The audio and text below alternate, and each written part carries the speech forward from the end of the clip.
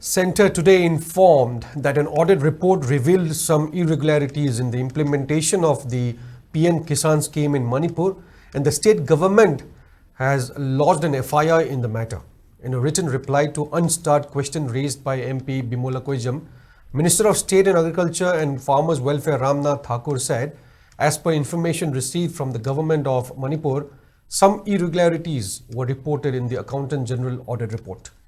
Launched in February 2019, the PM Kisan scheme is a central sector plan that aims to supplement the financial needs of cultivable land holding farmers. Under the scheme, a financial benefit of 6,000 rupees per year is transferred in 3 equal installments into the Aadhaar seeded bank accounts of farmers through direct benefit transfer mode. The minister said the centre has disbursed over 3.68 lakh crore rupees through 19 installments since inception. According to the minister, states and union territories are responsible for recovering any funds disbursed to ineligible farmers. So far, 416 crore rupees have been recovered from ineligible beneficiaries.